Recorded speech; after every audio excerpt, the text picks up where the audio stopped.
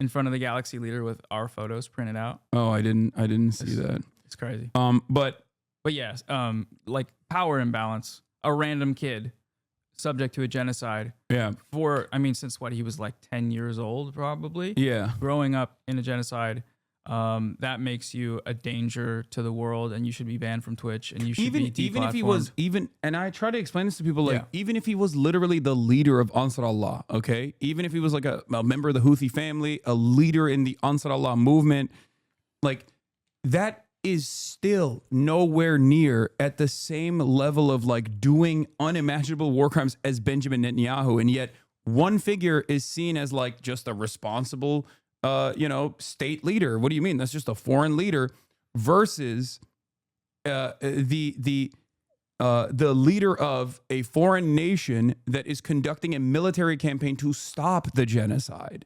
Okay. In any case, I wanted to briefly get into this, but I guess Bad Empanada also has a take on the pro-Israel grifters and the slop tubers. Ooh, this is the second channel? I don't know, but Bad Empanada Live. Oh. So the reason why we're covering this, for a lot of people who say like, oh, dude, like this is just drama, I totally understand why you think it is. But there is at this point like millions and millions of views that have come from these slop tube content creators in defense of Israel's genocide. Even if they don't directly say that they're pro-Israel, even if they sometimes say they're anti-Israel, okay? Or even if they say what Israel's doing a genocide, if they spend we all have a finite amount of time on this planet, and certainly as content creators, we all have a limited amount of time to make an impact. If you're using all of that time to attack the pro-Palestinian side as aggressively as possible and never reserve even a fraction of that animosity towards the actual responsible party here, Israel, then you're not pro-Palestine. You're just not. You are a coward who is pro-Israel, but too ashamed to openly say you're pro-Israel. Sure hoping your time here is finite, law. I mean, we're all going to die, chatter. Wait, myself included. It was your birthday a few days ago, right? Yeah, I'm 34 birthday. now. I'm Yeah, so, keep doing what you're doing. Seen a bunch of drama YouTubers defend Israel just because they don't like one guy has made me lose a lot of faith in humanity. I think it's not necessarily just that a bunch of drama YouTubers defended Israel because they wanted to attack one guy and thought this was a great way to farm clicks and do drama.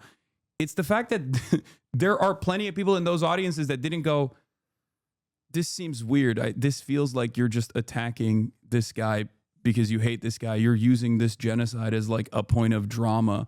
Well, part of it is they don't have a lot of them, and I would it's the audiences that they don't exist have the that context. make me sad. They don't have the context when you say a clip of, it doesn't matter if rapes happen on October 7th, that doesn't change the dynamic that Palestinians shouldn't be subject to genocide. When they take the first part and then they make a whole 20-minute video about how you love rape, even though all you were saying was Palestine should be free and not genocided, then of course people are gonna come to a less informed conclusion, especially when they are slop tuber audiences where they don't have the context. And I think like that's why a lot of times taking the opportunity to provide more context is the most helpful thing to do with those people. But at the end of the day, I think drama as like a category, it doesn't really adequately cover what we're talking about here, because we're talking about creators talking about other creators, but there's a lot of undergirding political issues that drama doesn't suffice if you're just, because it gives a sort of a tone that you're just talking about another creator for the sake of talking about them. Yeah. When they are doing drama content in the sort of format that they've always used, but they're also defending a genocide with it by only attacking anti-genocide advocates. So yeah, it's I hope that their audiences at the very least, like as the attitude around this shifts, as more and more people come to that recognition, I hope that people in their audiences at the very least like even if they still fucking hate me or hate you or whoever the fuck, right? They still at least like arrive at the correct position inevitably. That's why I'm more, I guess I'm more open-minded about people who are like, oh, now it clicked for me, right? Like the average person online that has only now come to this conclusion. I have a lot less smoke for them than I do for politicians, for example. And my only expectation from those people that come to the conclusion, the correct interpretation of events, that Israel is doing a genocide, and it is perfectly valid, both legally and morally, to resist against the genocide of people, that they don't fucking do this wishy-washy, but, you know, I only came to this conclusion late because the left was too aggressive, or because I don't like Hassan, or because I don't like Noah. I don't like Bad Empanada and the way he was speaking about it. Like, don't try to come in after the fact and then still try to like attack people who have been on the right side on this issue from the start. I know people don't remember what you said. They remember how you made them feel. And maybe I made you feel really bad. I'm welcoming at this point, as long as you don't fucking consistently keep trying to cope and act as though you would have been right all along if it wasn't for these like leftists who were being annoying to you or something. Yeah, if all the people that have been like propagating this these attacks against creators that are pro-Palestine or anti-genocide, if all of them decided right now or realize, okay, I was wrong about this, they don't need to address that they were wrong through like I don't even care if they address that they were wrong, and that they don't need to tell us that we were right, because none of that really matters. What matters is that the genocide is happening and they have a platform to say something and shape public perception, and they need to start using it. And like I think even on the left, a lot of people get caught up with this idea that like the history books will reflect poorly upon these people, which is absolutely true, but it gets to a point where people are more focused on the fact that people are wrong and kind of bad people, which is true, for supporting a genocide rather than, I guess, wanting it to end and wanting to do whatever we can to do that. Like, I'll give you an example, okay? Mudahar. If Mudahar came out 10 toes down tomorrow and was like, fuck Israel, free Palestine, you know, he doesn't even need to say he was wrong in the past. Like, it would be nice if he did. It would be nice if he apologized to all the people that he fucking smeared just so he could fucking farm content off of it. I would literally be like, all right, good. You know, great.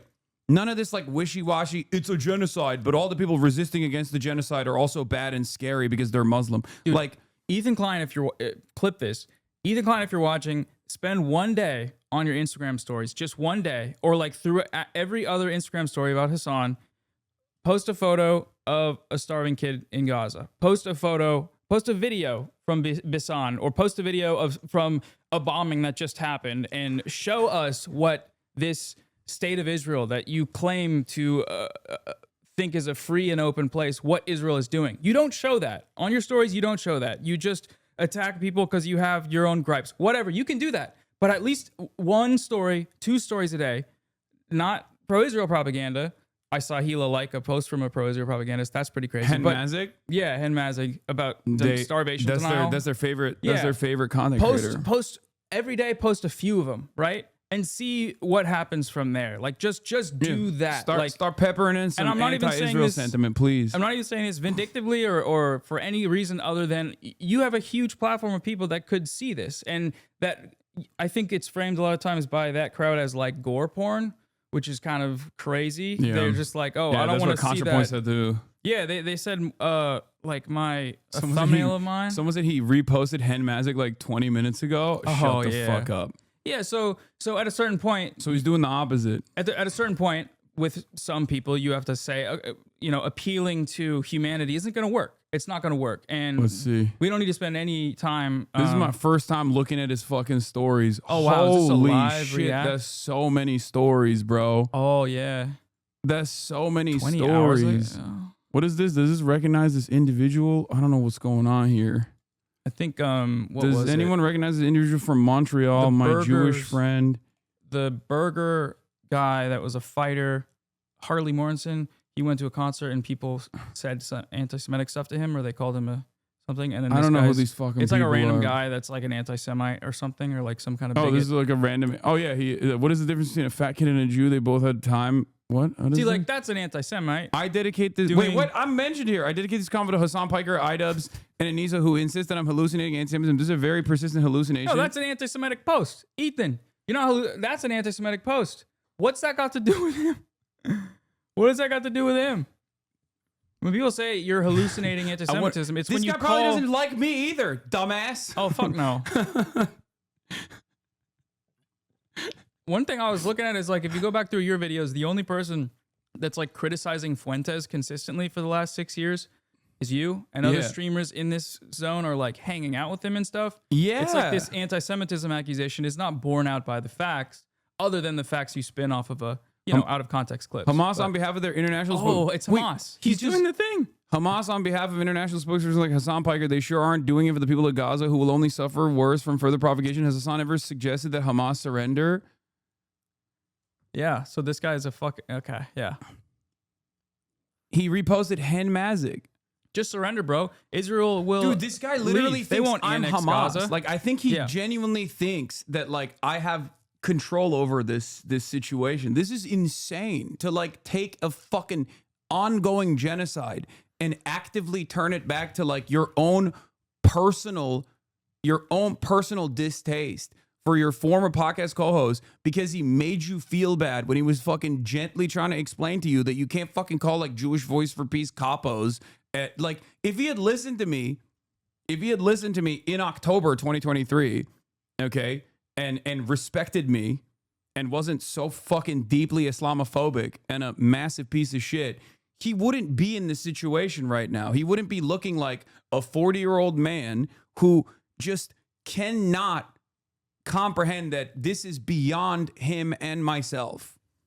Okay? It is fucking crazy. But it's also insane because there's so many fucking people that literally think that this person is actually still invested in like the emancipatory needs of Palestinians. This is just not the case. Like this is an incredibly selfish, incredibly self-centered person. I mean, it's just insane to say you're Like he just keeps saying anti-genocide. Hassan Piker. and only use talking points that propagate the genocide. Whatever he said about Hamas sending the hostages is the line from Israel. The official line. It's the official state-sanctioned, U.S. weapons shipment sanctioned line to justify a genocide. Just return the hostages and we'll stop. No, you won't. Of course you won't. That's not true. That's never been true. And they don't want the hostages. Hamas has literally set conditions of surrender 1,000,000 times. The last round of fucking ceasefire negotiations. This is just like objectively untrue. It's just misinformation. Like Okay. literally. You are spreading misinformation lie. at the behest of Israel while simultaneously claiming that you're an ally of Palestinians. Okay? I don't understand what this man disagrees with Benjamin Netanyahu or with Israel in general. If he's saying that like Hamas is doing Israel's propaganda for them since we're trying everything to stop the killing and we suggest that Hamas surrender. Are you fucking stupid? That's literally the number one thing that Israel defenders have been saying since October 9.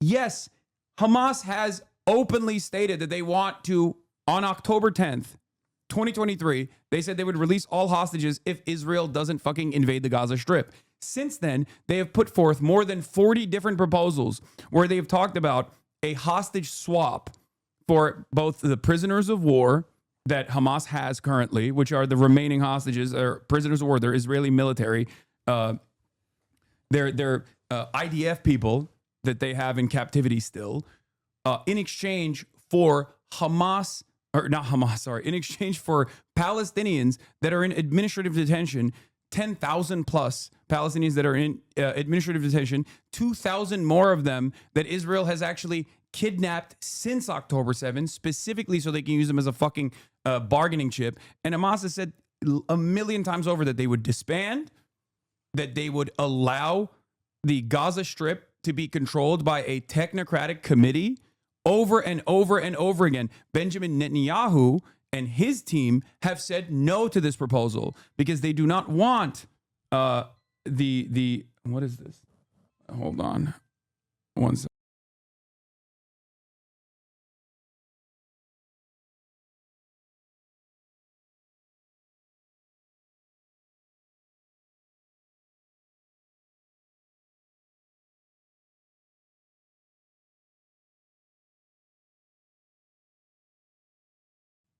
No, someone's just trying to sell shit. You don't want a qualified home loan? Okay. It was just, let's just, no.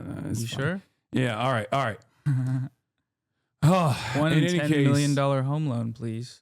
Just kidding. In any case, people like Hassan Piker want the people of Gaza to pay with their own blood so we can continue to profiteer off the tragedy is so fucking stupid. Okay. I came in with the intention today to try and avoid talking about people like this. But when we got on I thought we were doing slop tubers. Oh yeah. I mean, specifically, I guess, yeah, he's one of the slop tubers, and we can. I don't know. It's just like, I think before talking about it, just establishing the fact that like,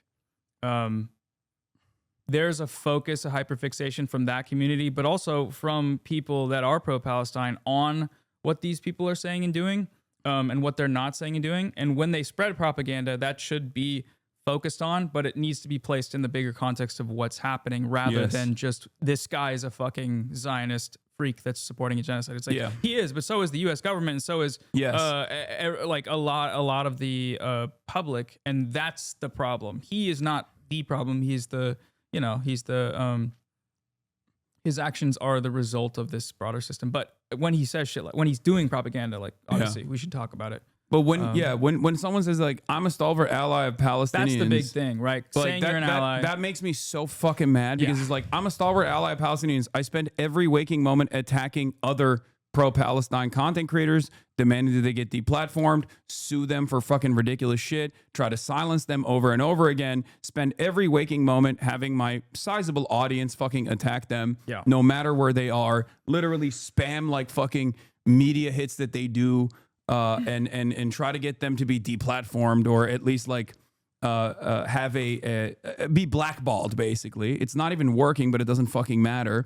And then on top of that, I just say the exact same shit that Benjamin Netanyahu is saying when it comes to, it's actually Hamas. It's actually Hamas that's responsible for the starvation of Palestinians. Okay. Well, then what's the difference between you and Benjamin Netanyahu in this regard? You are saying the exact same shit that he's saying. And it's not like the Hitler drank water argument, right? Where it's like these things you're doing are unrelated and the comparison isn't unrelated. The talking point and the propaganda you are saying is the exact same propaganda that's being used to justify the genocide. They're not unrelated. And when the propaganda you're using is used in service to attack pro-Palestine advocates, then you're doing exactly what the state of Israel is doing in committing a genocide. You're running cover for it. You're propagandizing for it. You're normalizing it for millions of people on the internet. And that's why we say you backed it, is because there's only two options really, right? Yeah.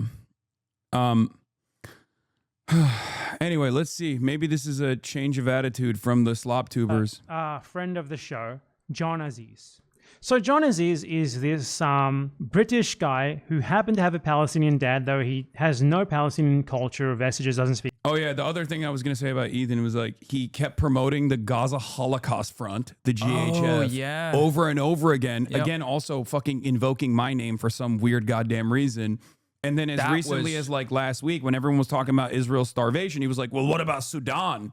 Why is nobody talking about Sudan? He's literally doing Hasbara while simultaneously saying he thinks Israel's committing a genocide sometimes. He says that sometimes. These guys are so stupid, actually. That's just a very very dumb guy perspective to say not talking about something means that you don't care about the thing that you're talking about. Yeah. That's not a real thing. But I mean, again, it's two audiences. It's incredibly stupid. I hate to be dismissive of the propaganda because it is, but it's like, okay, it's incredibly stupid propaganda, but unfortunately it does work for some people, and it's so frustrating. Yeah.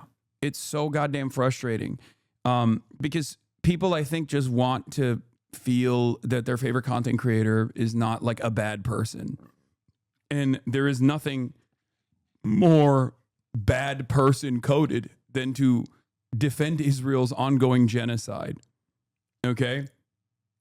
I got to get my maid outfit.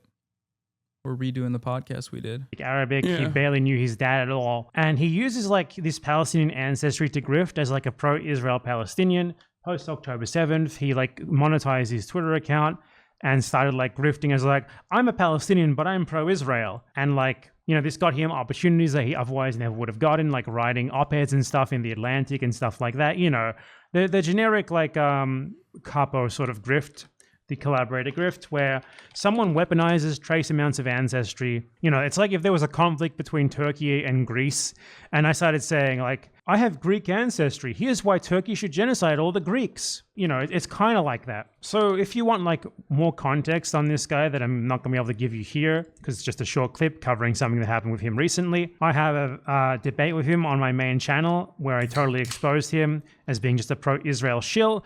And then I also cover him in this video, the token Palestinian industry, about 11 to 12 minutes in. So check those out. So John Aziz has recently been noticing that the tide is now turning against like Zionism and pro-Israel shills like himself. And I think he's realizing that he's not going to be able to keep up like this grift forever, right? You can't like trade off you being the token Palestinian for an Israeli genocide. At this point, like this is the offloading point where a lot of these grifters are going to like realize that this is not a sustainable long-term career path. And they're going to have to transition into like broader things or try to make themselves like viable in a broader sense. And one of the ways that they for them, it's for the Yemeni guy, that's another guy who like hates me, because all of these guys, like they're so clearly invested in like preaching to a Western audience that Luai Ahmed, that they like focus their energy on someone like myself. Why would they do that? If you are a guy who is of you know, Yemeni background or of Palestinian background, and Israel is like slaughtering your family members, like you should never even for a moment think about like pro-Palestinian college campus activists or pro-Palestinian content creators, right? The only reason why you would care about that is if your role here is a unique one where you are supposed to talk specifically, like directly to white liberals and white conservatives in America that care about that shit. You know what I mean? Yeah, it's like see this guy from Yemen loves Israel, so yeah, that you just got owned. So like, that's crazy. So what I saw with like that Luai Ahmed guy, basically, because like they are they're now that this situation is undeniable by even more people, they're moving into like the right wing content grift, and I think that's probably what these guys are going to do. He said, "Bad Empanada's trying to message you." He said this, Turkish fiend. Watch my actual token Palestinian industry video essay, not the second channel slop. It does give good. It's a long video. It gives better context to like. Because he's saying John Aziz is like yeah, I mean I know them and I have talked about them before as well, cool. but I think it's good to do a refresher on those guys for sure. But we'll get into it after we watch this. We'll be trying to do that is by disowning what they have previously said about the Gaza genocide and being like, oh, I didn't see this coming. What's happening here? What? It's a genocide? They're starving them? Oh, damn, I was fooled. Crap. And now they might try to like rebrand as like enlightened centrist grifters or like even maybe pro-Palestinian grifters in the future, because they want to keep the money flowing in from their Twitter monetization. They want to keep getting like op-ed opportunities in major media outlets and stuff like that. One thing I want to talk about is like, it's one thing for someone to realize they were wrong and then actively work towards helping alleviate the problem, which is a genocide. It's another thing entirely to use this as a way to boost a media career. And I think with a lot of these people that are going to change their mind and try to reposition, we got to remember, we got to keep a very close record of what they said while it was happening and not let them do that. They'll try, but there should be a continuous effort to say, no. On October 10th, you started justifying what Israel is doing. You started weaponizing your identity to run cover for Israel and blame everything Israel's doing on Hamas, which is exactly what Israel's doing. Or college protesters. Yeah, exactly. Like that's what you were focused on during this. Yeah. So you can try to move on. And you know, it's good if you want to make videos about how it's a genocide and you want to make like contributions to this, to like, you know, the knowledge of the space. That's a good thing that should happen. But we have to keep in mind that the reason they're doing it is a grift. They're trying to make money. I think the only way that these grifters can ever do something that is redeemable is if they detail and identify exactly how they were paid. Yes. And basically out this entire pervasive influence network, and work as a whistleblower. Yeah. Like that is the maximum impact that you could have. If you are one of these people and you've gotten your bread buttered all along, the only way that you can fucking change the tide, the only way that you can salvage what remains of your morality, okay, is to basically fucking snitch on all of the people that have been like, hey, this is a good article to write. Okay, here's some money for you. It's like breaking the silence, right? It's like Yeah. the only, like, we talk a lot about people. I mean, to a certain extent, you know, the world is like scattered with these IDF war criminals now that should all be tried and given the punishments that are legally enshrined. But with someone like Hila Klein, she served in the IDF. She could be talking about what happened, talking about the raid she went on in specific detail where they kidnapped a Palestinian man from his home in the occupied West Bank. She could talk about that and talk about how it's wrong. That's what she would do if she hasn't even said this, but if Ethan and her were actually pro-Palestine, they would try to use that position.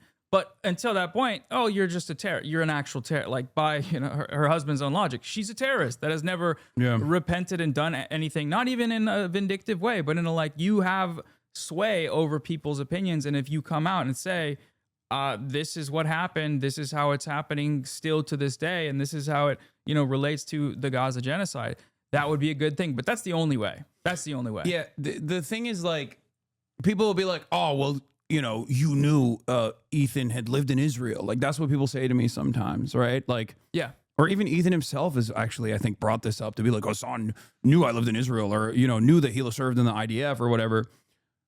Yeah, I never have this automatic assumption that someone that's like now living in America is going to is going to be like super pro fucking Israel. That's not my assumption at all. I meet plenty of people like, sorry, I'm not fucking the anti-Semite that you want me to be. Yeah, you know, I'm not. He should have judged me for being from Israel and being Jewish. He should have been anti-Semitic. Like, that's crazy. It's so strange, especially because like I always thought that he was like right at the edge of liberal Zionism and could have been someone who could be convinced. Yeah. Because of like his past statements about like what Israel was doing and stuff like that. There was that moment like in the podcast, like right after October 7th, where he was like crying about seeing a footage of a dad holding his daughter that had been killed by Israel. Yeah. And that didn't stick, obviously. But there were signs that showed that potentially someone could be like rehabilitated or whatever.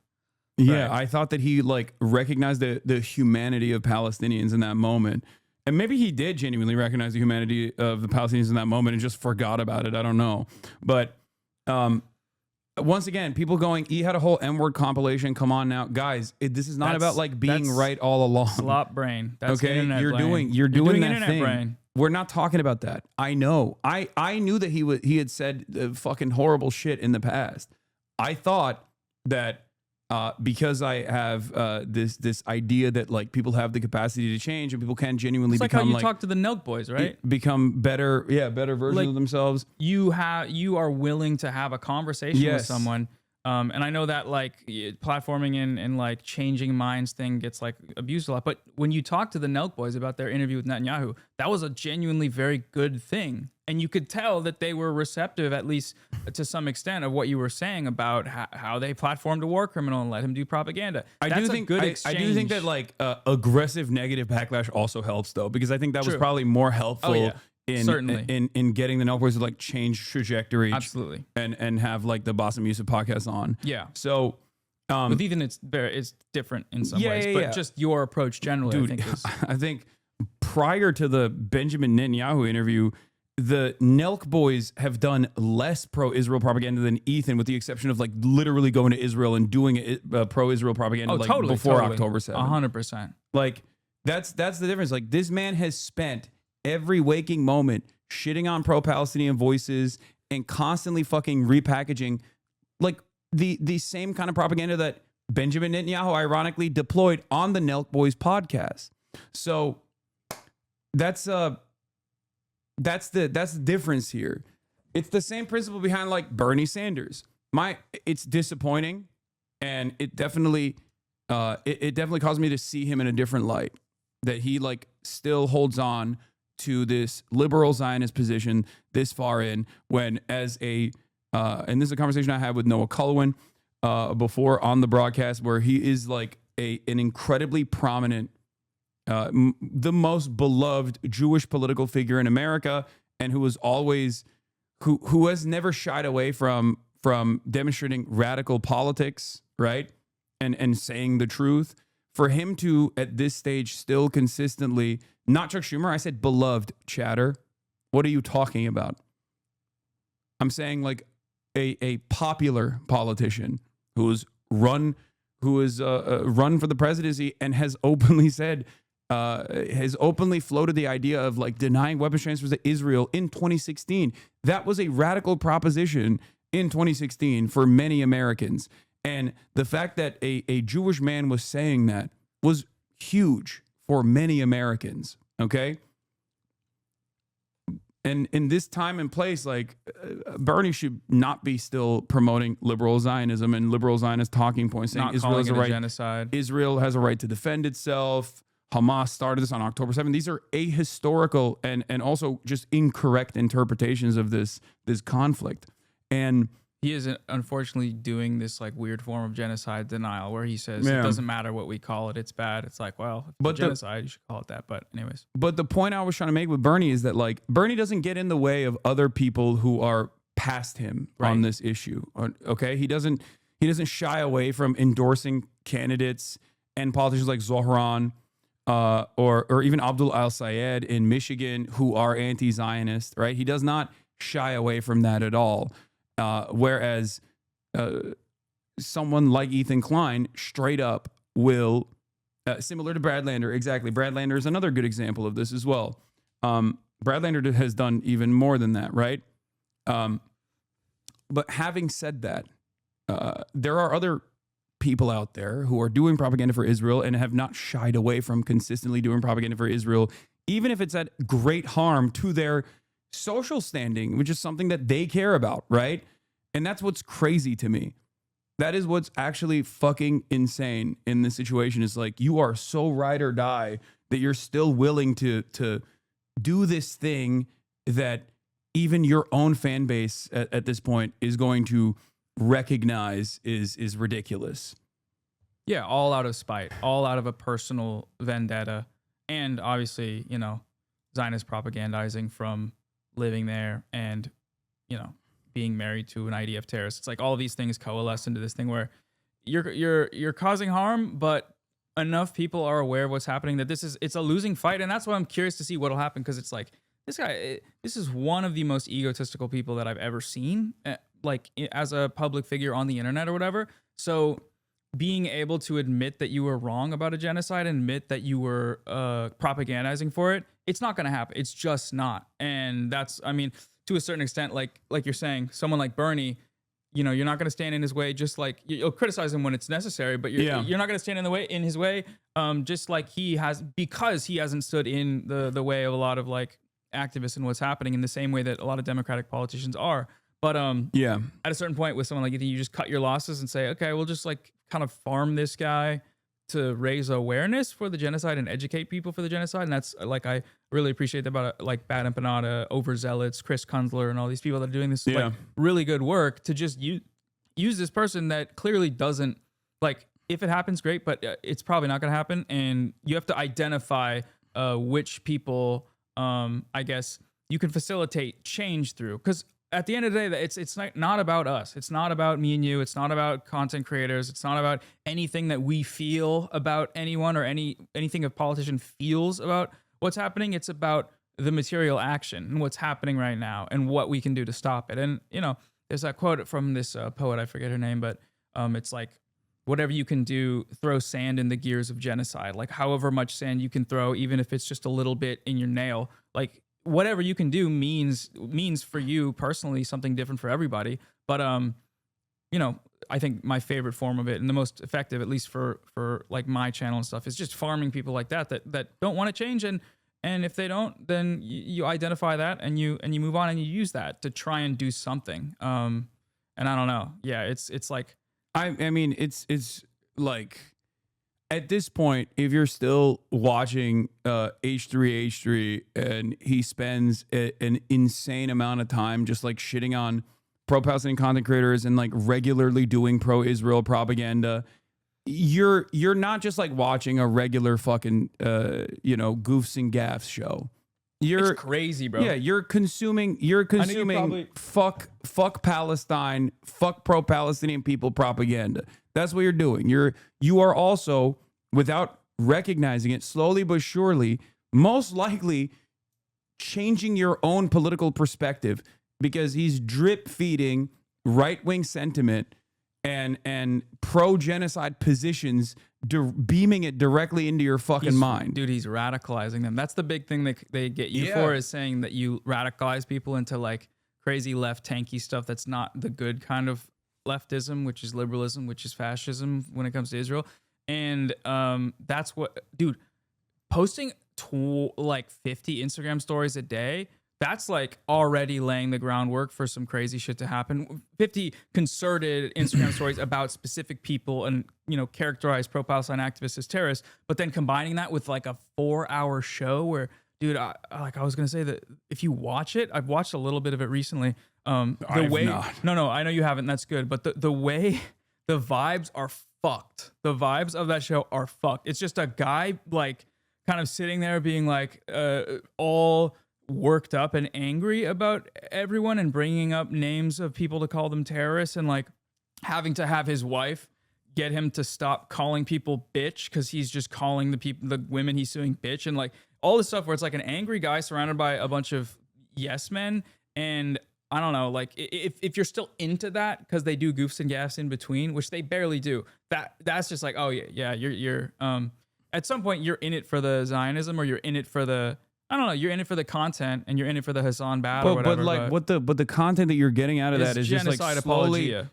It's going to fuck your real world relationships as well. It is. Because like I sometimes like I'll see this on Twitter or on Reddit where someone will be like, I don't really understand. Are these people like Hassan snarkers? And they're like, they'll literally be talking about like a person who doesn't know who the fuck I am, who just has the same position that I have, because many more people are finally coming to this fucking conclusion. I didn't like break their brains into believing that Israel was committing a genocide. Israel made people recognize that it is absolutely invested in committing a genocide by killing children every day. Okay? So if you think you're like pro-Palestine because your favorite content creator says he is, and then you just like repeat the shit that he's saying, most people in the real world are going to look at you and be like, what the fuck? What? You're fucking, I think you're pro-Israel. That's going to start ruining your real world relationships, I've your seen real those life posts where it's relationships. like my wife keeps calling me a snarker and I don't get why she doesn't know, like shit like that, where it's like, what, you're using a term that basically just means, it functionally means the same thing as terrorist, which means bad guy. And everyone that doesn't like me or criticizes me and my favorite content creator is a snarker or a terrorist or a bad guy. And everyone that likes him is like, I like get them. out of the get but out it's like of my this wife space. left me because I like H3 and I watch it all the time, and I like every time I see Hassan's face, I start foaming at the mouth and my like legs break from rage or whatever. It's like this seems wild. I don't know. This seems like an unhealthy exchange.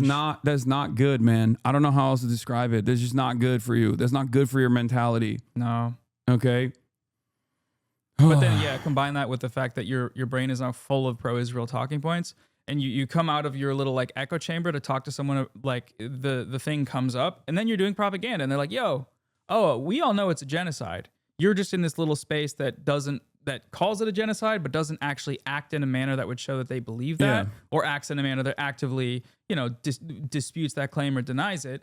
You're an insane person, and they should be shunned. They should not be allowed to be the local dog catcher, as you said, because that's insane. But you know, one day once they're out of it, it's kind of like having a relative that's an addict or whatever. You're like, yeah, this shit's not going good for you, and it's kind of you're hurting everyone in your life, and it's really unfortunate. But I'd like glad it if you're getting stopped. better. Yeah. Should go to we should open a rehab center, Ethan Klein Zionism Rehab Center, something like that. And how can they do that except by rebranding? Because, you know, the tide is turning, the genocide is only getting more and more obvious and undeniable with time. So if they want to keep the cash flowing in, they want to keep like their like totally unmeritorious like op-ed writing career going, they're going to have to find some other way to keep up with it. So John Aziz has recently been posting totally uncharacteristic things like, enough is enough. This is a government minister. It's not some random crazy person. Stop this right now. There is still a chance to make peace after an Israeli government minister said that Israel is racing ahead to wipe out Gaza and make it Jewish. Now, this is something that these people have been saying and doing as well this whole time. It's nothing new. But John Aziz has been defending it for the last 2 years. But now that he sees that, like, maybe I can't sell this anymore, you know, maybe reasonably I should try to be jumping ship if I want to have any sort of future career as a grifter. Maybe this is my off-ramping phase. You want food? So now he's transitioning from, there's no genocide, they're doing nothing wrong. Actually, what they're doing is good to, what? Bad things are happening. This is the government's fault. And like a couple of years down the line, when he gets called out for this, he's gonna point to these posts and say, "Hey, I was announcing this when it happened," and ignoring his previous 2 years of justifying it. And he's like, "Man, I've been bamboozled. I didn't know about this. I saw some individuals saying stuff like this, and I dismissed it as crazy outliers while also condemning it. The truth is that I should have taken a much harsher line against this poison all along. It's coming from the literal fucking government. It has been the whole time. Yeah. It's coming from Israeli society as a whole as well. They all want this." Any poll shows it. Like, let's look at like recent polls showing that more than 80% of Israeli Jews want all Palestinians expelled from Gaza. My fault. Recent survey conducted by Pennsylvania State University by an Israeli professor at Pennsylvania State University, published in Haaretz on the 28th of May. 82% of Jewish Israelis back expelling Gazans. And this guy's like, I saw some individuals, just some individuals, like literally 4 in 5 of them, more than 4 in 5, in fact, saying stuff like this. And I dismiss it as crazy outliers while also condemning it. They've all been saying this the whole time openly. It was the plan from the very beginning. They leaked plans. Like the Israeli government leaked plans outlining their expulsion plan. Literally immediately after they started invading Gaza. Paper drafted in October 2023, which proposed expelling all of Gaza's residents to Egypt. 82% of Jewish Israelis support this. And this guy who has been insisting there's no genocide, they're not going to expel anyone, it's just to destroy Hamas and get the hostages back. Now he's like, what? It's actually to expel and kill everyone? That's the face. And take over Gaza for Israel? Oh my God, no way. What? Crazy. I had no idea. 2 years of genocide. It's coming from the government? What? No way. There's going to be a lot of other people having this about face. Like Lonabox has been doing this recently as well. Though he is worse than John Aziz still, make no mistake. Lona's prediction for Israel's aid plan came true immediately. Unacceptable. Unacceptable. Look at that. It's funny because he's like crafted because he's crafted such a Zionist audience, those videos don't do well, I suspect, as opposed to like, I bet the comments are a mess. Yeah, they're like, what are you saying? Israel's not number one? What are you saying? Israel number one. Fuck you. You hate Israel? Do you not love Israel? I wish I could do an accent, but I would just come off very badly. Yeah, I mean, I come off really badly too, but it doesn't matter. That's pretty good. I thought it was pretty good Israeli accent. Yeah, the replies to all these guys. I live two doors down from this anti-Semite on his screen. Bad chinchilla. He wears Teddy Fresh tracksuits on the weekends. Exposed. He was mad at his own chat calling him anti-Semitic. I wonder why you have cultivated such a community that would consider any criticism towards Israel to be anti-Semitic. I wonder how that happened. Dude, oh no! This guy said, what did he call it? He called a one-state solution anti-Semitic. Yeah, right. He also he had some choice words. I heard he said something along the lines of like, if all Jews are pro-Israel, right, then you're and they're all no. If all Jews are pro-genocide of Palestinians, you're anti-Semitic for being against the genocide of Palestinians. And I was like, yeah, okay. Who cares? What do you mean? Like, that's such a fucking stupid argument. What do you think? Like, if that's anti-Semitism, the word doesn't mean anything yeah, anymore. then being Jewish is being pro-genocide. That's what that means. And which it's like, is that's anti-Semitic. which is incredibly anti-Semitic. Yeah. It is such a fucking stupid argument that you could only put together if you just think like Jews are magical, mythical people or something. Like, what the fuck do you mean? They're allowed to do that. Right? Like, that's so they insane. get an excuse. I mean, that's the logic of Israel, though. Right? It's like this happened to us, so so anything we do is justified because anything we do is in defense of allowing it to happen again, and just weaponizing it, right? Contemplative thumbnail. Unacceptable. Oh my God, Israeli policy didn't work at giving aid to Palestinians in Gaza? No one could have ever seen that coming. It's almost like it's not intended to help them, but it's like, oh man, Israel really effed up. They took a big L here with this bad policy. They were genuinely trying to, like in good faith, trying to implement a policy to help people in Gaza, right? That's the sort of thing that he's going for. And he's like, oh man, I'm just critiquing them. This is the sort Everyone has something to say about ContraPoints. of guy who would like critique the amount of rations in the death camps rather than just denounce the Nazis for having death camps. That's who he is. These people are going to be trying to dial back and whitewash what they have been saying this entire time. Think about it. Loner Box is my favorite Marxist. You should listen to him sometimes, brother. That's awesome. I bought my wife a Teddy Fresh hoodie yesterday. Long story short, we're getting a divorce, and I'm ashamed to say I was married to an anti-Semite for 10 years. True, it's anti-Semitic Remember to it. not. Don't let them off the hook. Teddy Fresh As looks they like realize shit. that what they're doing doesn't sell anymore. He did say that. He did that with Vanilla Mace. And this is before I even met Vanilla Mace. Vanilla Mace literally was like, Teddy Fresh tried to send me like a PR poll, and and she was like, yeah, that's gross. I don't want that. And he straight up was like, she's an anti-Semite. She doesn't want to support Israel Zionist-owned businesses. If you don't wear my adult baby clothes, you are a fucking anti-Semite, dude. Oh my God, dude. He straight up said being anti-Teddy Fresh was akin to the Holocaust. No. Stop. Y'all tripping. If he did say that, I need a link to the clip. That's great. Yeah, Vanilla Hamas. Vanilla Hamas. Oh shit. You got a funny chat, man. Sometimes when they're not yelling at you or trolling you.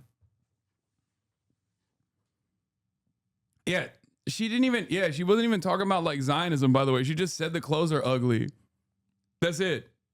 That's anti-Semitic, man. Which is, of course, incredibly anti-Semitic. I can't believe you being said Jewish is liking shitty, weird clothes. That's what being Jewish is. He's gonna clip you. Anti-Semitic. He's gonna clip you. He's gonna clip you and be like, "Oh, that's we Teddy got him. Fresh, He's being shitty, anti-Semitic. weird We got him. him." Yes. Brother, I was quoting you. You made the sandwich. Anyway, they will try to distance themselves from it. Oh, he released another one too. Whistleblower testimony on Gaza aid plan reveals shocking details. This isn't shocking for anyone but you, Loner Box. You're not even shocked by this anyway. You know that you're trying to defend a genocide. You're consciously doing so. You know what's happening. You're just trying to defend it. Whoa, shocking details. Everyone knew this was happening from the very beginning. Everyone knows what they're doing in Gaza and why they're doing it. You're just trying to pretend otherwise because you're a fucking idiot. Well, yeah, you are an idiot. You're stupid, but you're not defending genocide because you're an idiot. You're defending genocide incompetently because you're a shit, terrible person paid by Israel to do so. These little rats are going to be scurrying out. I think the saddest part for many of these people is, I don't know about Loner Box, but like a lot of them are not even paid by Israel to do this. Yeah. They're literally doing this because they just backed the wrong horse. Like, some of this does go back to Destiny because these guys are like his dick riders, right? His orbiters. They call themselves that. And basically after October 7, this fucking moron who is a horrible deadbeat dad and a sex pest decided, oh, Hassan is pro-Palestine. I'm pro-genocide. And he just came out of the gate swinging with that statement and then had to basically engage in the worst ad hoc rationalizations I have ever fucking seen. And he had the audacity to do this in real time, okay? Basically documenting every step he took and all of his fucking dumbass orbiters that aren't even getting paid by the state of Israel.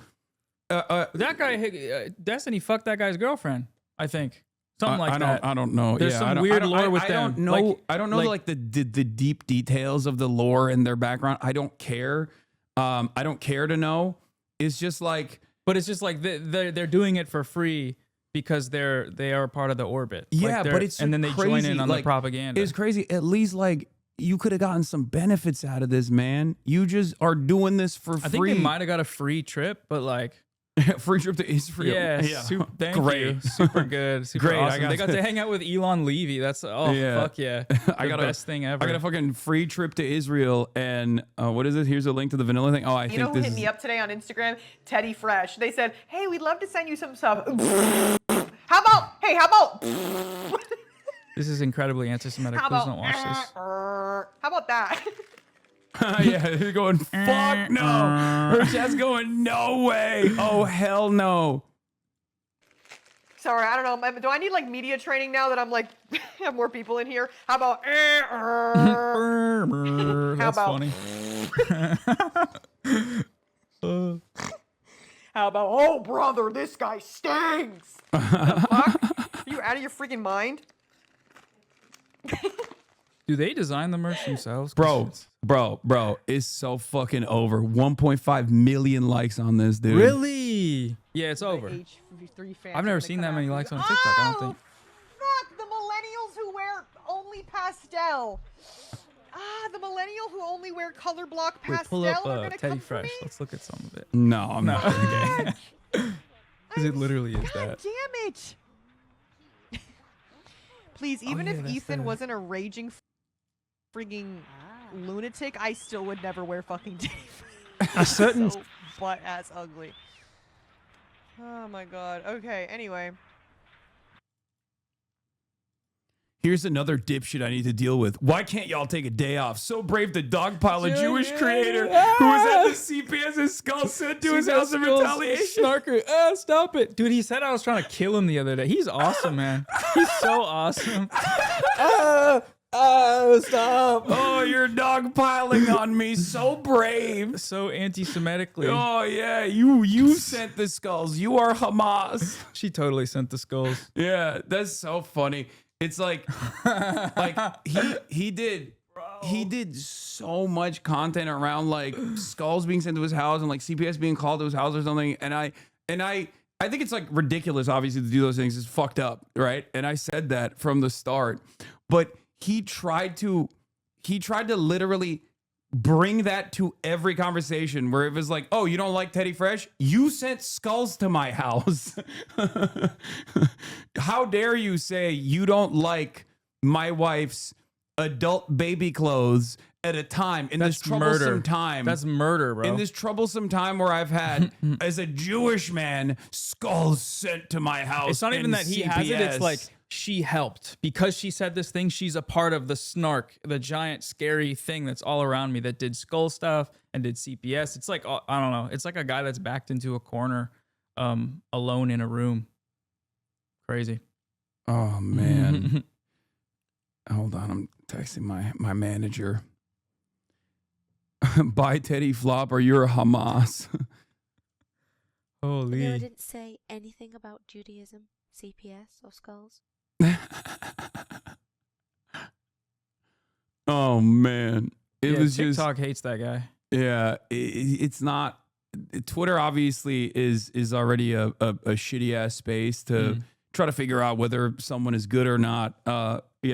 But he's got the only place he can fucking hide in is his Instagram stories at this point because no one can like respond to it. Yeah, and he's like said that publicly, right? Like, I like posting these because no one can say anything. no back. one can just like quote retweet him, so he just like can say from his hug box whatever the fuck he wants. His own chat, which is like heavily moderated to eradicate all criticism, even from fans, and and then I guess like that's it. He just has his little community that's increasingly getting smaller and smaller. And the fucking clothing business is falling apart. This shit is, Other producers in the space are leaving. No one wants to collaborate with him, and you just Yeah. can't understand why. and he just keeps fucking pushing over and over and over again. When you get on NPR, it's because you paid, but he's not on NPR. He's paying like random Substack writers to write AI articles about how, it's anti-Semitic to not buy his clothes. Yeah. What I was gonna say is this shit is like, this contributes to anti-Semitism Yeah. a lot. So anyway. It's cheapening. It's saying, oh, anytime a Jewish person, something happens to them that they don't like, they just call it anti-Semitic. That doesn't mean anything now. So now I'm anti-Semitic. Like that process is, these types of things like facilitate that process, which doesn't absolve blame from people being anti-Semitic, but it's like, if you're weaponizing it every time something bad happens, then you're cheapening it. Like you're making it something that doesn't actually have real world effects. Oh, right? isn't this is Dan Stalkman, the Diddy man himself, his Diddy company. Dan, yeah. Diddy Dan's company, Redact Dev. Oh god, that's another fucking freak. Holy shit. Yeah, he's a weird. So anyway, you would annoying. expect Hassan to make this valiant. Hassan's shocking and totally unexpected response to the Mikey clip He's Mikey.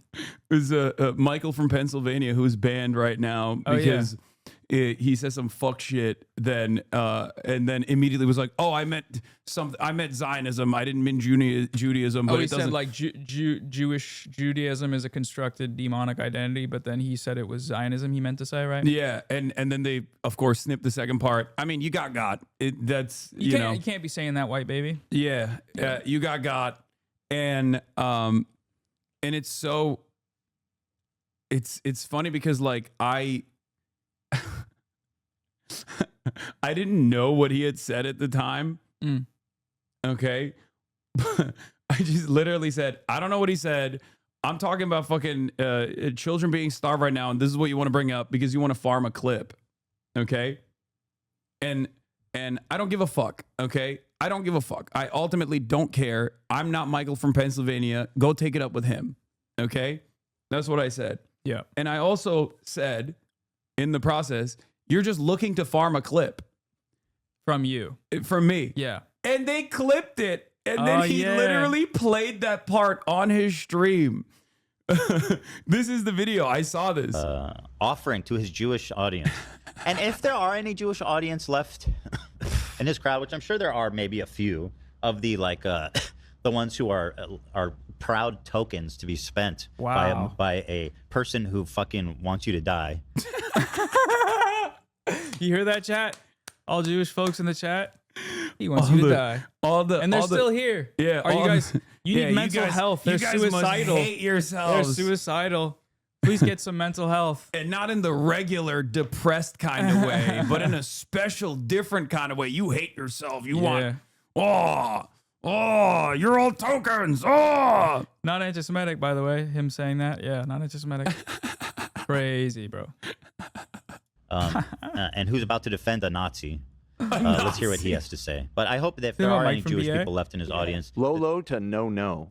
Right, Okay. But yeah, okay. Dude, I mean, oh like, God, Dan. Oh, this is the saddest. This makes me more sad than fucking Ethan's decline, honestly.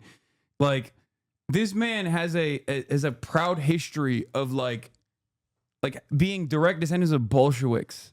Okay, Bolsheviks. Like he is part of the reason why I did Leftovers.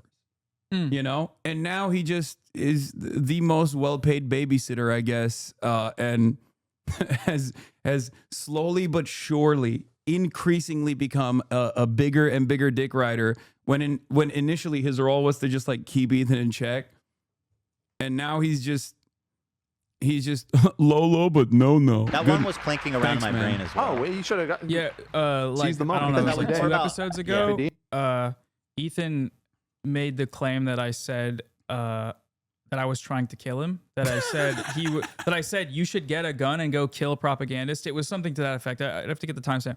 It was crazy, like crazy thing. And Dan immediately was like, he didn't say that. Nope, that's not what he said. And he was like, I'm pretty sure he did say it. He was like, nope, that's not what he said. We can pull it up. And then he's like, no, I'm pretty sure he did say that. And then we watched it. It was like, oh, he didn't say that at all. What are you saying? But then Ethan's like, well, it was pretty much the same thing. And Dan's like, yeah. And then they move on. And it's like, oh, he's willing to challenge him, but it doesn't like it's the king on the throne. Like there's nothing you can do at that point. No, he's not even like challenging him. He's just ass covering so he doesn't it's get legal. himself. It's a legal threat. Like he Yeah. lost that lawsuit, right? Like he knows what defamation. I mean, he doesn't know what defamation is apparently, but because he's still doing it. But like he has people around him that are. For him, it's literally he actively defames me and Sam Cedar with regular frequency in like horrible ways, right? But the reason why he does that is because he knows that if we sue him for defamation, that's a long and drawn out, convoluted legal process that he can make content off of. So because he's just so fucking busted in the brain that even if he ends up losing that long and drawn out legal process, which he would, right? It's still, he's made this calculation, I think, in his mind that like, it doesn't matter, even if he loses hundreds of thousands of dollars in the process, it's still worth it because in that year-long period, he can constantly make content off of it. Just like with the what was his name? Fucking Brian Kavanaugh, the billionaire guy. Ryan Kavanaugh, yeah, the guy who sued him for defamation. Yeah, like successfully and won. won. He had to apologize. It was so funny. He had to read an apology. But on in the stream. process of like creating, like he always needs villains. He doesn't have any other content. He just like needs to have major villains that he's positioned against, that he like psychotically stalks. And for the most part, those villains have been like universally acknowledged bad people, whether it be like a billionaire guy or whether it be Keemstar, you know, Myron people like Gaines this, or like whatever. Myron Gaines. Like, Yeah. so it's never been like this before, where he can, where he has a hard time coming to terms with the reality that like all of these other liberal outlets are not like taking his propaganda seriously. Right. No, it's like it's like debate lord stuff. Like when you foster a community of people that just are there to see you get mad at people and own people and have enemies and fight with people, your community is gonna be full of fucked up weirdos that are gonna be down to just be like, yeah, I mean, I'll support a genocide as long as the guy who I don't like is the one we're attacking for it. And it's like, oh, okay, that makes sense why that happens. Yeah. I feel like your aversion to like debates and that sort of stuff, even if you do like the drama slop occasionally, probably makes your community a little less, Oh, for sure. freakish like that. And we also actively stamp it out. Like this is one of the few instances where I'm allowing it to, I'm letting it rip because you're here. No, But under normal circumstances, I don't. Like, especially because it's a Saturday, you're here. I would normally never entertain any of this because I'm covering the fucking news. And most people in my community, other than the people that are in here currently, most people in my community have no fucking clue what, I don't know, Ethan Klein is up to. They're not interested in it because they're... Yeah, I thought it was done for a little bit and I was glad. I was like, damn, this stuff, I hadn't heard about it for a while. And then, we came back in the news cycle when he said I was going to kill him or whatever. Yeah. All right. Fair enough. Should we watch the content? So go ahead, again? Hassan. Teach us how it's done. Paragon of anti-racism. Let's go. I don't know what the fuck Mike from PA said. I don't give a shit, okay? And I don't care about what your concern is. Let's be fucking real. You are not concerned. You are just trying to simply farm a clip. Oh my god. Oh my god. They did. They literally did do that. That's so Yeah. funny. Like they were successful. Yeah, and Dan is like, they were successful. They farmed the clip off you. Oh, they're gonna farm this clip. No, and then it just cuts right to him fucking gotcha. ending the clip. He's so pathetic. But also he saw That the sounded more like he doesn't give a shit about Yeah, Mike I've Pierre, already- if I'm being It's like honest. social behavior, Which you is know? in line with what we have previously kind of asserted, that he's sort of not really in the inner circle despite wanting to be. I don't think he's- This that's- is a straight up bar for bar. Shame on you, Dan.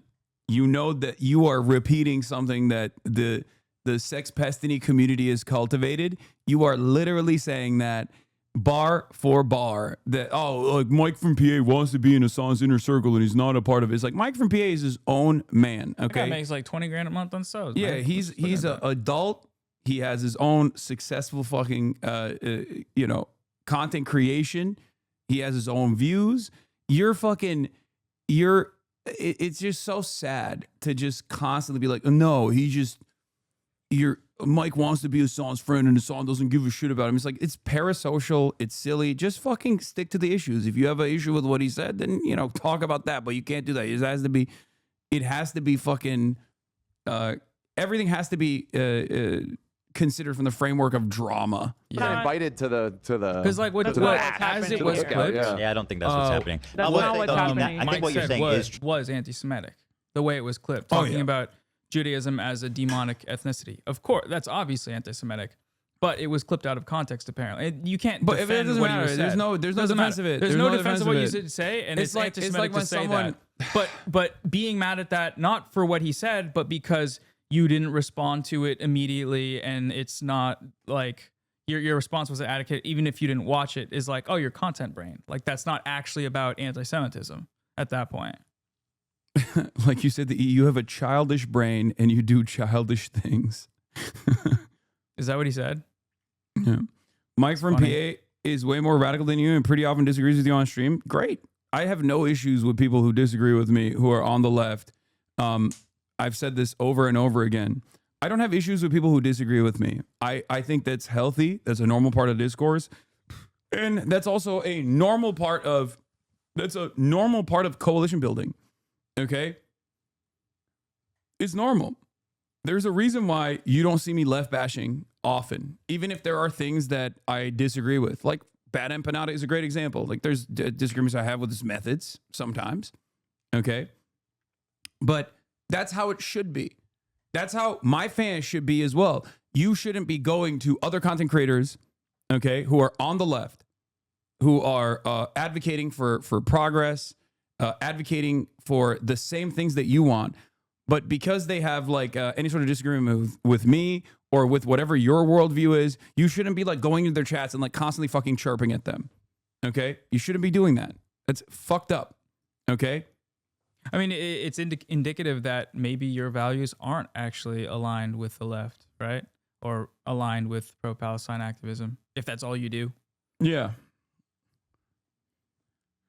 Do you have issues with people who criticize your drip, which is, to be honest, extremely warranted, Onk? No, my drip is excellent. Actually, that's the one thing that I do not allow. Permaban. What? By the way, you called this out ahead of time. I didn't realize While discussing the Netanyahu interview, Ethan Drine draws a line, an equivalence between the Prime Minister of Israel and a Yemeni teen TikTok influencer. No way. No, they think he's worse than Benjamin Netanyahu. Yeah. Totally. That's the thing. Like they literally think it's worse. he was even than saying shit like, "Oh, your worst take is that he's Burger King." The whole thing was Netanyahu saying we're so relatable. You know, we're just like Americans. And actually, it's not just about protecting Israel. It's about protecting you. It was fucking insane. It was let's humanize the killing of Palestinians. It was genuinely just like, what are we?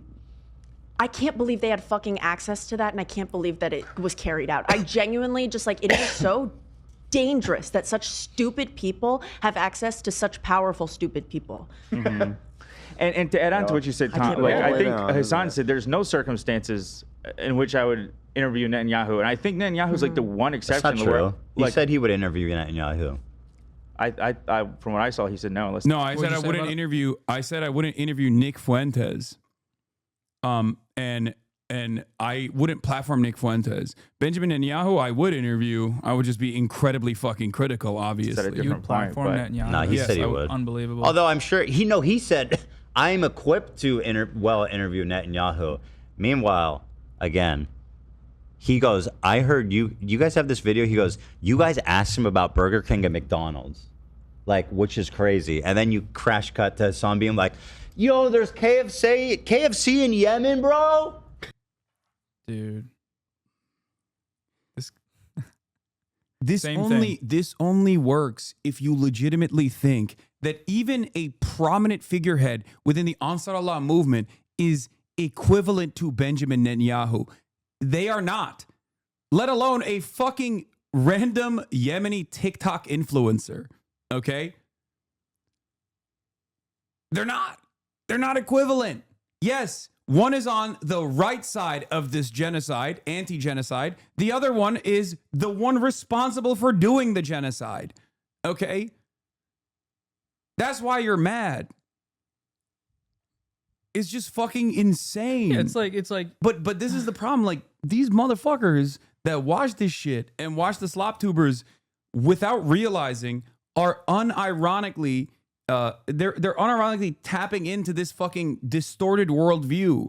That's the problem. That's what's so frustrating about this issue, is that there are so many people who just like don't even exercise a little bit of critical thinking on this issue and go, yeah, no, actually, it's so much worse. It's so much fucking worse that Hassan interviewed a fucking Yemeni teenager or a terrorist. He interviewed a terrorist. He interviewed a terrorist over and over and over again. And being like, why are they terrorists? Oh, that's right. Because they're fucking implementing a naval blockade because fighting the genocide. Israel is doing a genocide. Okay? It's crazy. Yeah, in No the just way. world, There's- Rashid would be able to sue these people for everything Yeah. they have because the evidence they had for him being a Houthi is crazy. But even Yeah. if he was, right? But yeah, that's what I'm saying. They're so against the unbelievably genocide. They're against the they're genocide. so unbelievably committed to the delusion that this guy is a Houthi is what they keep repeating over and over Yeah. again. Even if he was, it doesn't matter. And I've said that from day one. Like I have told Ethan Klein 10 toes down within the framework of Israel doing a genocide and a regional actor trying to take action against Israel doing a genocide. The Houthis are right. They are correct. They're They're correct to do a naval blockade. They're the only ones following international law. Yeah. The obligations of states under the Genocide Convention to intervene against Yeah. genocide. Norm They're the only ones. Finkelstein literally said the Houthis deserve a Nobel Peace Prize, that they're heroes of morality. Okay?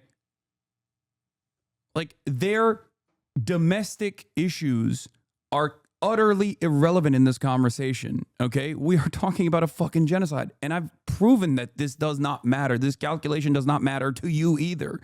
Because you don't make this calculation when you're talking about the Allied forces during World War II. You don't say, well, the Easy Company was comprised and defending America, which at the time was a segregationist, homophobic, anti-woman country, okay? And in many respects, maybe we haven't really evolved from those positions, but that doesn't matter. It doesn't matter. They were on the right side. They were fighting against the fucking Nazi scourge, okay? You don't make that assessment when you're thinking about World War II, when you're thinking about the Holocaust. You don't go, I don't know, was the Easy Company, like, what was the Easy Company soldiers and their opinion on black people, their opinion on women, their opinion on gay people? It's fucking ridiculous.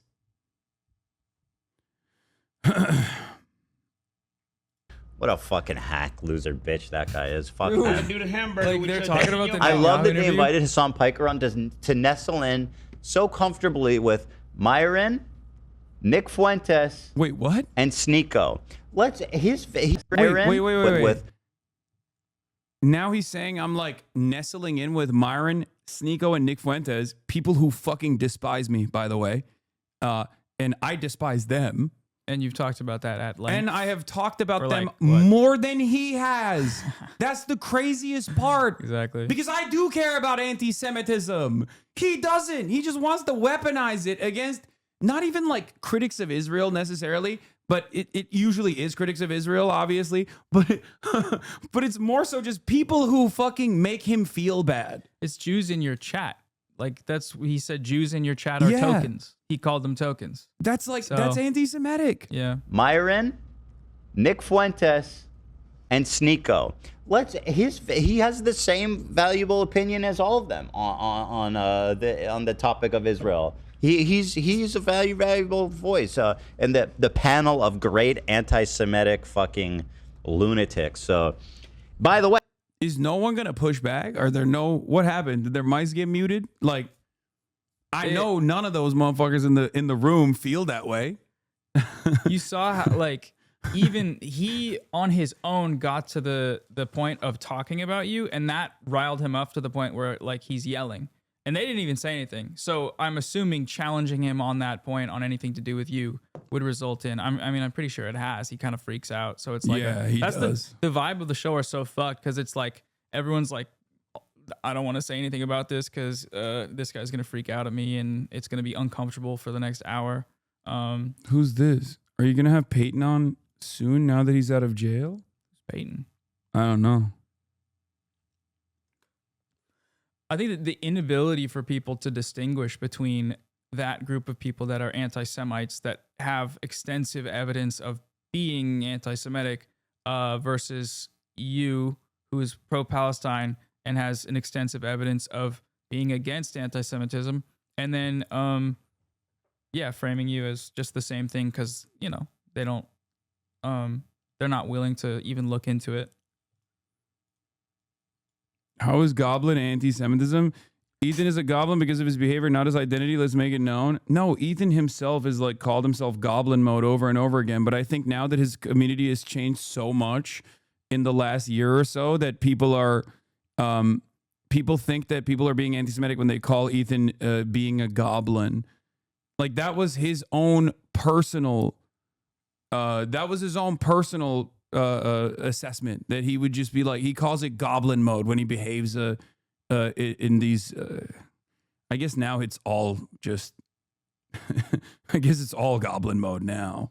Yeah, it's like the whatever historical tropes are being invoked that have history to them are now just being used to defend Israel. Like goblin is like rats and like goblins. J.K. Rowling has basically really pushed that fucking trope, okay? Gringotts goblins are crazy. Yeah, they're what do you mean money goblins? They control the money. with the big noses. Nuts. That's so nuts. Yeah. But no, I think like with Ethan, it's just like that's him calling himself goblin mode, which is usually an indication that like his former fans, when they call him a goblin, they're literally referencing that. And it's really interesting because like his new fans don't know that. Right. And they're all Zionists, so they think it's anti-Semitic. Yeah, exactly. Hey, I was invited to participate in that panel. You know what? I didn't want to have anything to do with it. How about that? What? Okay. Anyway, all right, we're done with this shit. This is jump scare. Fleeing from responsibility for what they have done and said in the last 2 years to help enable this genocide. Do not let them do so. Remember who they are and do not give them a path to opening up a new grift. True. Hey, I don't know who the fellow on the left is, but has he condemned Hamas? I'm scared. I condemn violations of international law. Here's the defamation that no one's talking about. Okay, we're done. We're done with that. I'm curious to know what Adam Sandler's take in Gaza is. The only articles I can find is support in the end of 2023. I was watching Happy Gilmore 2 last night. I was thinking about it when watching it. I don't know what Adam Sandler's opinion is. I don't really care. We need to figure that out right now. Yeah, before we can continue. Yeah. Watch the video on the token Palestinian industry from Bad Empanada. Wait, hold on.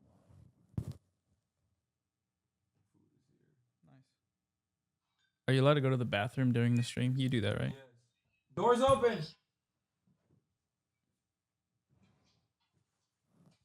Yeah, bro. Go ahead. Just play the content nuke and we rip a piss, dude. Rip a piss. Where do I go? First left. Here, open it by. This is how you open it. All right. Did you watch the last Ben a Minute video? No, I haven't. Apparently, Bad Empanada is gonna sue you for copyright. Yeah, fucking, I'll destroy him. Look at this perfectly same person doing a great job making people pro-Israel. You should be raped. A furious Zionist yells at Jewish Voice for Peace activists rallying in Gaza in New York. He goes on to shout rape threats, death wishes, and anti-Semitic slurs. Drop dead, drop dead, drop dead. You fucking you should be raped. You deserve it. You're not a Jew, you're a You're lucky I don't have a gun because I take a machine gun and kill you all last. Jesus Christ, dude. Oh my God, bro. That is, bro. You're like 68 years old, man. Go home. Why? What are you doing? What an insane thing to say to other Jews. God damn, dude. Divorce behavior, dude, it's just like, I'm telling you, this is just mental illness. You are mentally ill, okay? You have gotten to a point of defending Israel so much that you have lost your fucking mind.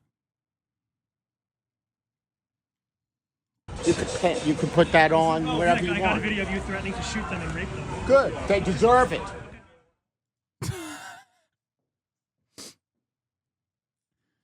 Bro. Here's someone who is pro-Israel screaming at. Let's see what the latest and greatest is in the pro-Israeli propaganda side. There's a Jewish Voice for Peace protest, a sit-in taking place in New York.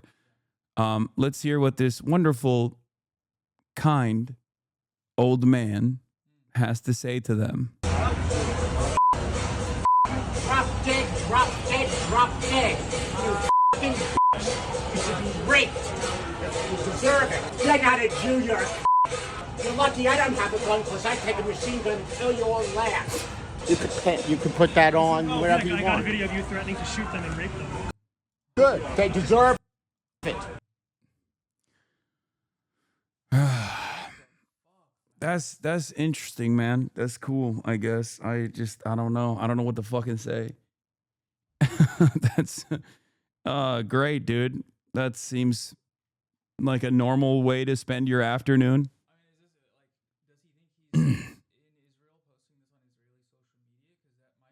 Oh, wait. Oops. Your mic was off. Oh, yeah. Sorry. Go ahead. Speak. Just saying, like, this is some shit they say in interviews in Israel. You know, you can't be doing that here. People will clip it. That's super normal of him. And he just called them, like, to defend Israel, to defend the Jewish state, use a slur for Jews and tell them, wait, and they're Jewish too. Tell the Jewish people they need they're Jewish. I'm going to do a mass, okay, I can't even say that because it'll get clipped, but like, yeah. That's crazy, man. Yeah, he said he wants anti-Zionist Jews to be raped and machine gunned, and that he would actually machine gun the anti-Zionist Jews himself if given the opportunity. Thank God for gun control, by the way. Oh my God. Dude. Just, normal stuff, I guess. Yeah, it's like the you want more pita too? Sure, yeah. There's extra pita. Here. Sick. I'm gonna give you that would be dope. Like this stuff, as it happens more, it makes people see that like the people defending Israel are psychotic. They are fucking like the lengths they will go and the things they will say. You have to be. And you have to be. Right. And the way you seeing it over and over again. At this stage, you have to be so shameless and so repulsive. Right. To not even be able to read the room. Because there's plenty of people who still love Israel, want to defend Israel, but at least they have the capacity, because they're like in the real world around other people, they have the capacity to recognize that like the environment has shifted so dramatically that they just shut the fuck up, They just shut the fuck up. Shut the fuck up or stick to the party lines about Hamas in hospitals and, civilian casualty. No, but even that, I think like as time passes, like, because that's the last hang up. That's the last one. Right? That's the last hang up for people is like, but Hamas as a counter. And I think it's like a relatively successful counter still for especially boomers. Because I think like as more time passes, like, I mean, you got people who are just like straight up saying they're pro Hamas, right? You got like in our generation and younger, people are just like, no, I'm pro Hamas. Who cares? Right? Like that's what they're saying. I did not get a gay rap. I wanted him to have Mediterranean food that I love. That's bomb. But for boomers especially, like boomer libs, right? For boomer libs, like the but Hamas line still kind of works. Yeah, we saw it in the New York Times, like right that now. That is, well, I mean, it's working less and less. That's my point. The whole like but Hamas, but October 7, but Hamas, but October 7 has worked to at least like to make people turn a blind eye to the atrocities, but it's a much smaller It works when nobody's paying attention, and when they're not live streaming the genocide. You can. There's a longer video. What more did he say? What? He had more words. Great, and I hope this guy puts it on. Why I oughta? What he say? He said, "Why I oughta." That's funny. I hope you're all. Bro. That's funny. I mean, if he wasn't like a rapist, mass murderer, fantasizing about doing that to a bunch of anti-Zionist, anti-genocide Jews, it would be a funny comical character, I think. Why I oughta? This just happened today. I guess, yeah.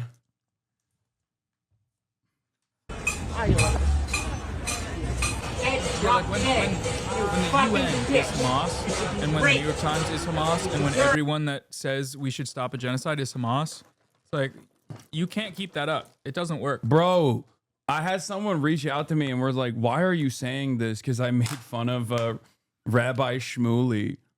Rabbi Shmuley said, God is an anti-Semite. Oh, yeah. And I was like, now after the UN is Hamas and after the New York Times is Hamas, now God is Hamas. Yeah. And someone didn't understand it. They were like, this is like shocking. This is a shocking thing you said. Like, why would you say this? And I was like, dude, I'm making fun of this. Who does that leave? Like the devil, I guess?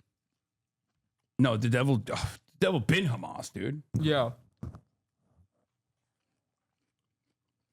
God damn, man. You fuck! You're not a Jew, you're a cunt! You're no Jew, look at you, you're disgusting! You're vile, disgusting! This guy, on the other hand, does not look disgusting at all. He looks cool. Pieces of shit! All of you should drop dead! You're lucky I don't have a gun, because I take a machine gun and kill you all last!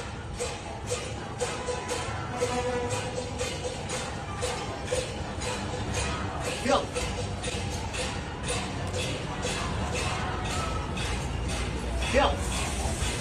Filth, you fuck! Loki getting him with that middle finger? Piece of shit, you're not a Jew, you fucking piece of shit! Drop dead all of you.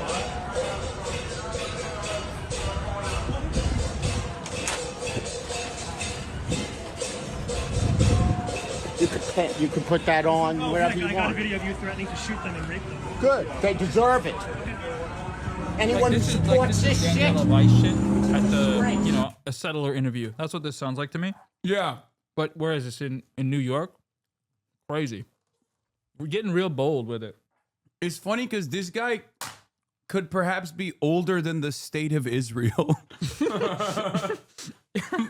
Like, I mean, he probably isn't. He's probably he's actually 40. This is just what he looks like because he's a fucking fascist, but. Yeah, that shit ages you quickly, I feel like. Yeah.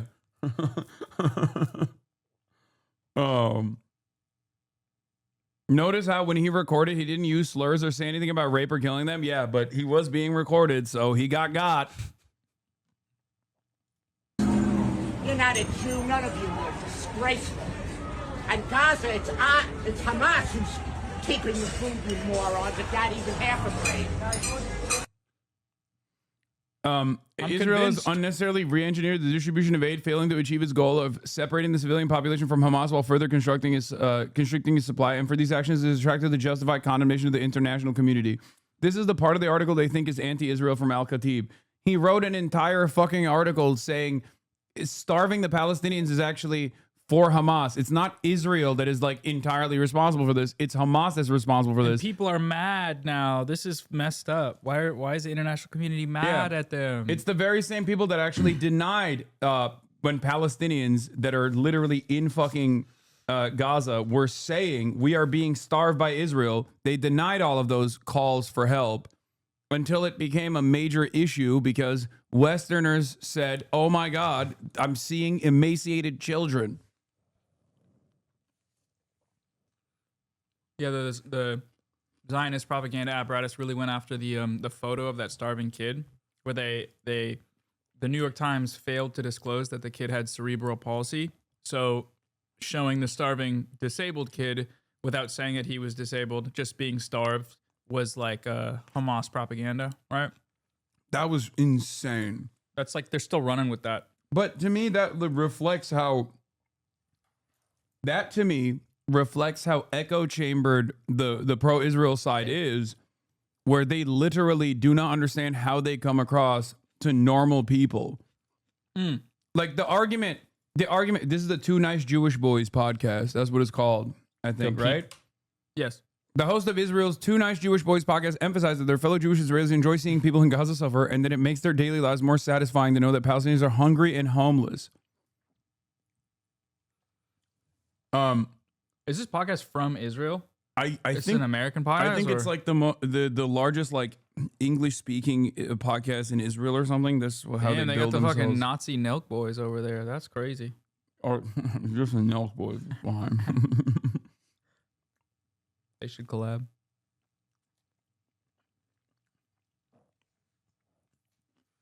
Yeah, Ben. Maybe we should go on this show.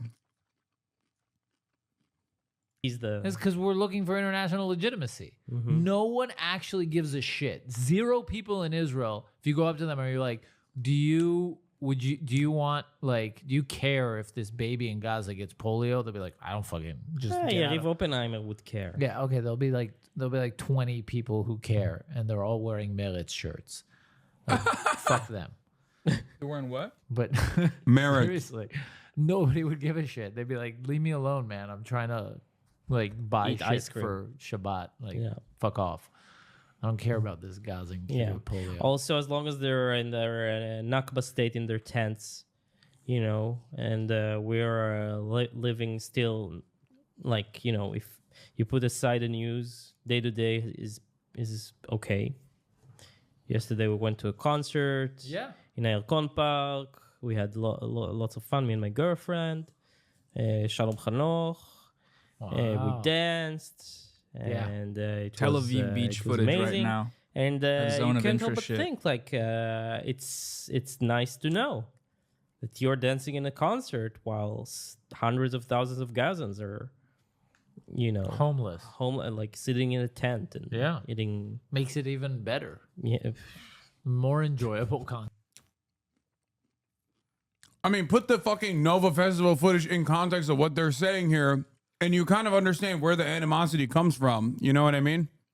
Do they think Like- this helps? Do they think this is good, or it's like they just like what are these guys? What are these guys doing? He literally just said, we're going to our festivals and dancing while the Palestinians are being fucking starved to death, okay? Like, that's crazy. That's crazy. Why the fuck do you think a person literally gets to a point where they are getting on a gyrocopter, okay, and parachuting into a fucking festival to shoot people? How do you think people get to that position? Okay? How do you think people get to that position? I can totally explain to you the steps of how people can, you know, be born into a society that has actively dehumanized this outside group, and then they join the military, and in their minds they're thinking like they're doing something right, and then fucking you know, like it's the same as like America in some ways, okay? Where you just join the military, you think you're doing the right thing, you think you're defending the country, but many Americans cannot comprehend how someone gets to a point where they just go, I'm getting on a fucking gyrocopter on you know, Mario Kart paratrooping into fucking Nova Festival. No one does that for fun. No one is doing that because they're like, oh my God, I just really hate Jewish people so much. That's why I'm doing it. No, they do that because they have no other alternative. It's over. They have realized that Israel has run them out of options. Yeah, if they protest at the border, 1,000 people, 6,000 people get sniped, right? Yeah. That's what peaceful that's how Israel responds to peaceful protest.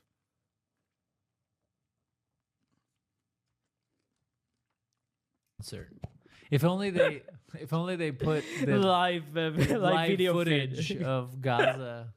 Like, but seriously, you guys like that. That's what people don't understand. Look, like, I know that you guys might be appalled by this, some of the listeners, but seriously, this is how Israelis feel. And you might think that Eitan Weinstein and Naor, who like refuses to kind of back me up on it publicly. I'm from the UN. Yeah, he's the UN. But you might think I'm extreme. But I have conversations with lots of people, coworkers, friends. People enjoy knowing that they are suffering. No, also it's very prominent on Twitter. Bro, this is... He's saying the quiet part out loud. When like, I really say loudly. it, motherfuckers get mad at me. It's anti-Israeli discrimination. I mean, there's polling. There's polling on it, man. 82% Jewish Israelis support. What was the wording? It was like 51% support genocide, support the killing. complete, like killing every single Palestinian or something, I think. Killing after conquering a city, killing every single Palestinian in the city.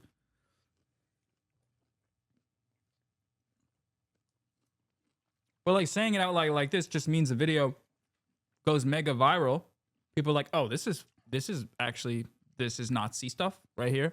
And then you realize that what he's saying about Israeli societal attitudes broadly is accurate. Like in terms of reflection, they won't say it and come out and say it like this, but the attitudes about the indifference or support of a genocide is it's thorough. But I mean, I've talked about that in videos before, and it's been presented as like discrimination, but it's like this isn't some inherent quality to why people believe these things about Palestinians. It's the necessary mental construction you have to commit ethnic cleansing and to live in a place that is founded off of ethnic cleansing. How else are you supposed to view the people that in order for your state to survive, you must necessarily ethnically cleanse? You have to think stuff like this, at least to some extent. And then, I don't know, the media strategy of just coming out and saying this is like... Yehuda said he was the one Jew in the video who didn't get arrested, sad face, talking about the fucking bald guy. Yeah, the mass shooter, raper guy. True. That was also true. Interesting. Oh, man. What? Why are you throwing up question marks?